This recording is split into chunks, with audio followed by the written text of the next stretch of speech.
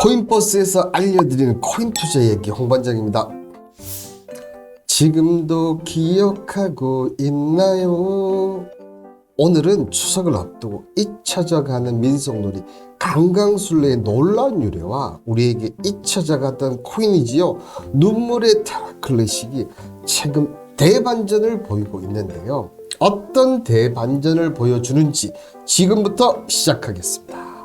먼저 구독과 좋아요 그리고 알람 설정까지 지금 바로 눌러주시면 더 빨리 달려가겠습니다. 음력 8월 15일은 한가위라고 불리는 추석입니다. 다들 고향에 계신 부모님 뵈러 바쁘게 움직이실 텐데요. 중국에는 중추절, 미국에는 추수감사절이 바로 그런 날이죠.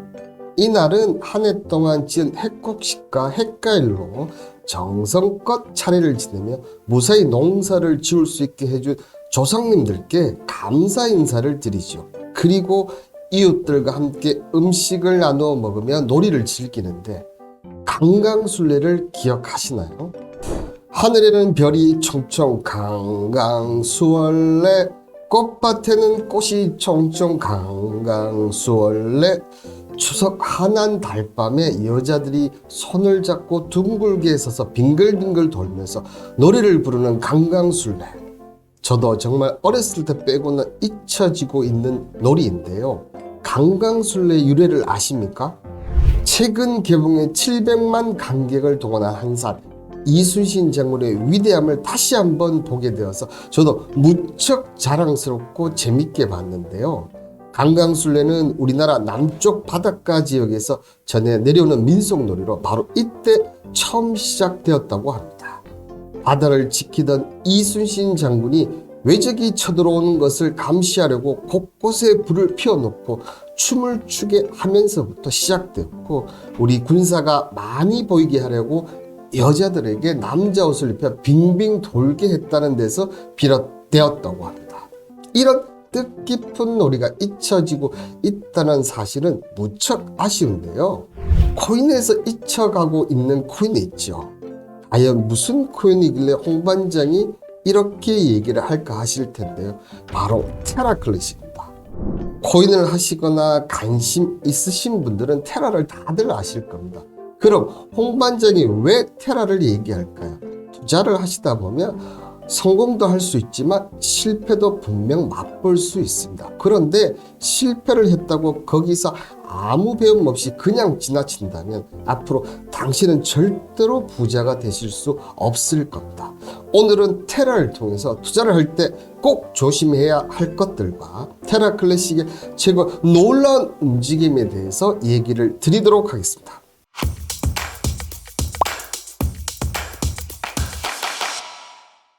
테라는 신현성 티몬 창업자 겸 이사의 의장과 건도영 대표가 2018년 공동 창업한 테라 폼랩스에서 개발한 코인입니다.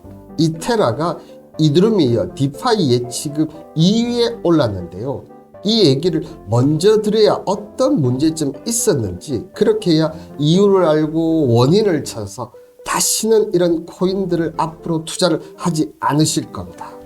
테라의 예치금이 빠르게 늘어난 이유는 테라 기반 디파이 서비스는 앵커와 라이더가 연계를 통해 시너지를 발휘했기 때문인데요. 앵커는 일종의 고금리 예금 및 대출 서비스, 테라 유틸리티 토큰인 루나를 담보로 테라의 블록체인 스테이블 코인인 테라 USD를 빌릴 수 있었습니다. 또한 테라 USD를 예치하고 연 이율 20%에 이르는 이자를 받을 수 있는 구조를 만들었죠. 그리고 라이더가 지난해 8월부터 이더리움 2.0 스테이킹 파생 상품을 출시하면서 수많은 이더리움이 라이더에 예치되면서 이로 인해 여러 투자자들이 자연스럽게 테라 이용자로 유입됐었지요. 라이더에서는 이더리움을 스테이킹하면서 ST 이더라는 일종의 이더리움 예치 증명서를 주고 투자자들은 ST 이더를 앵커로 가져와 LTV 최대 50% 수준으로 테라 USD를 대출받을 수 있게 만들었습니다.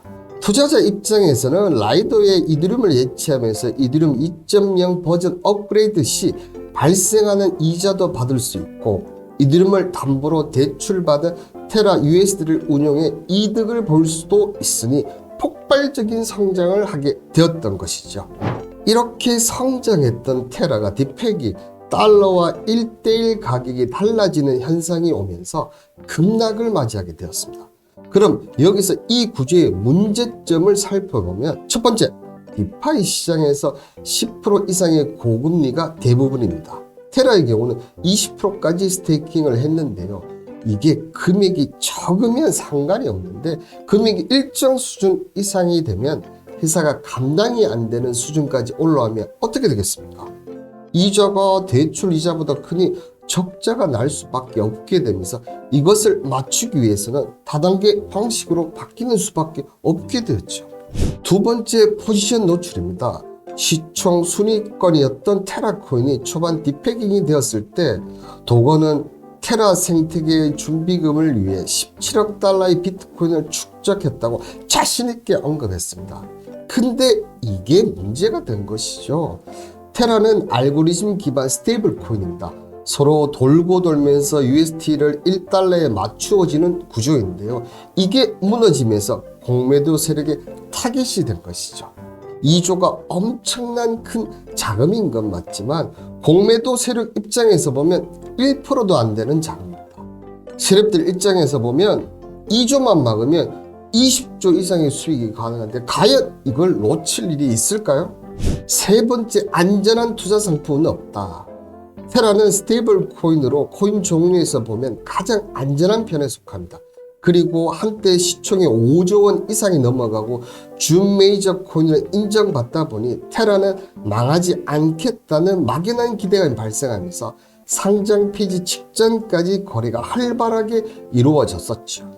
원금 보장형 상품을 제외하고는 절대로 안전한 투자 상품이 없다는 사실을 또 한 번 깨닫게 하였습니다.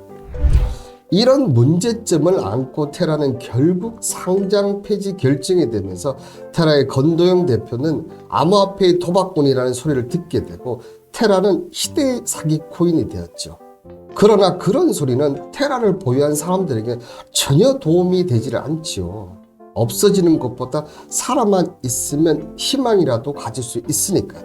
그런데 물론 제가 볼 때는 면평에 가깝지만 테라 블록체인 부활을 위해 진행한 투표가 승인을 받아 기존의 테라를 테라 클래식으로 변경하고 국내에서는 상장을 못했지만 바이낸스를 비롯한 해외 거래소에는 상장을 하여 테라를 보유한 투자자들에겐 한 줄기 동아줄이 되었습니다. 하지만 암호화폐 시장이 급락을 하고 테라 클래식도 내려가면서 서서히 잊혀져 가면서 테라 클래식에 대한 이야기를 하지 않게 되었죠. 그런데 말입니다. 이 테라 클래식이 7월부터 대반전이 일어나기 시작했습니다. 7월 첫째 주 상승률 1위 2위를 기록하며 부활의 조짐을 보이기 시작했는데요. 최근 건도영 대표의 조사가 부각되는 가운데 테라 클래식이 나온 기사를 체크해보면 100여 개의 토큰이 소각되었고 9월 12일 이후에 신규 소각 모델 적용 소식과 V22 네트워크 업그레이드와 네트워크를 되살리기 위한 개발자 시도 일부인 루나 스테이킹 기능의 출시 발표 등의 재료 노출로 시작 하락에도 독보적인 상승을 보인 테라 클래식. 최근 테라 클래식 행보를 보면 6월 8일 첫 점을 기록하고 현재까지 100%의 엄청난 상승을 보였습니다. 특히 대장주인 비트코인이 40% 가까운 하락을 보인 가운데 이런 상승이라 그동안 고통을 받았던 테라 보유자분에게 한 줄기 빛이라고 할까요? 아직 건도영 대표의 검찰 조사 여부 소식과 V22 네트워크 업그레이드의 발전 속도를 봐야겠지만 테라 클래식이 상징성을 감안한다면 부활의 신호탄이 될 수 있습니다. 잊혀져 가고 있던 테라 클래식, 이제부터는 체크해서 보아야 할 때라고 얘기 드릴 수 있습니다. 그동안 테라 클래식 투자자분들 정말 수고하셨습니다.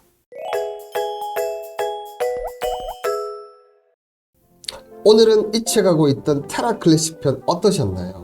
추석을 앞두고 테라 클래식을 이렇게 방송할 수 있어서 너무 저도 좋습니다. 다시 한번 그동안 테라 클래식으로 고생하셨던 투자자분들 너무 고생하셨습니다. 끝으로 열흘 만에 대기약 1000명을 돌파한 코인버스가 일주일도 안 되어서 2,000명을 돌파했습니다. 코인버스를 선택해 주신 고객분들에게 감사드립니다. 항상 올바른 투자를 위해서 달려가는 코인버스, 지금까지 코인버스에서 홍반장이었습니다. 풍성한 한가위 보내세요.